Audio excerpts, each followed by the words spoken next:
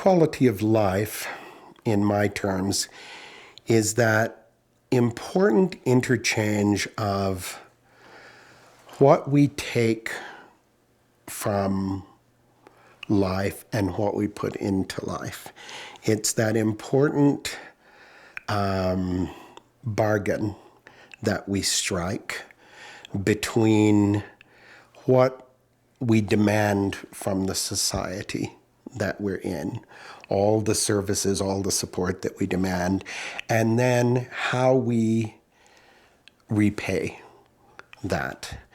And any place has good quality of life if both the getting from society and the paying back to society is made to be a natural and organic and positive and powerful thing. It can happen that societies get to the place where it's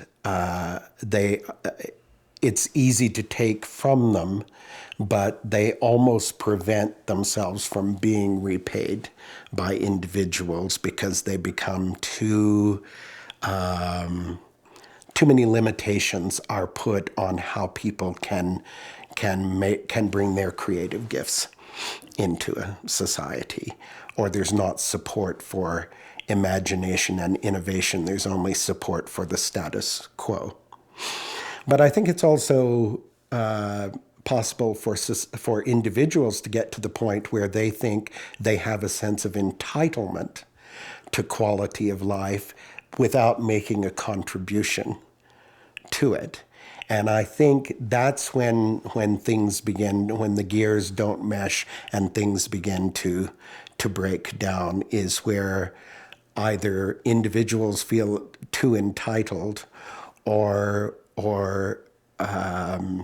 systems, societal, social systems become too prescriptive in what you must do in order to get from them, and so forth.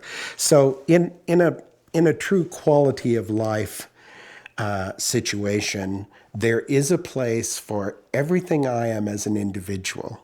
My imagination, my sense of innovation, my sense of play, and my sense of progress and making life better, where there is an outlet for that in the society. There's a way for me to pay society for what it provides for me.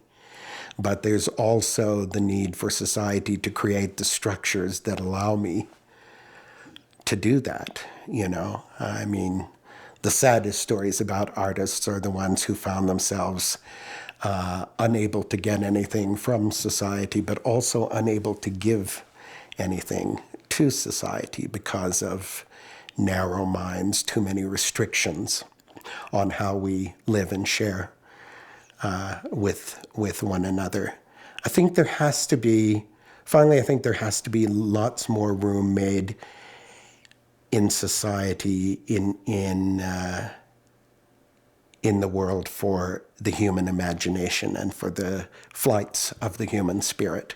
I think that has to be made more so. And as long as we're struggling for the necessities of existence, that can't have free flight. The human imagination can't have free flight. So every step we take towards stabilizing the world we live in and making it safe just becomes a launching pad for human innovation and imagination, I think. And the tragedies are where we see the basic ingredients of life being delivered so badly to a population that there is absolutely no time and space for imagination, innovation, and progress. You're just struggling to survive. But we in Alberta, I think, live in a wonderful situation for the most part of being able to acquire the necessities of life without exhausting or degrading ourselves. And I think that probably is why it's such fertile ground for imagination and innovation.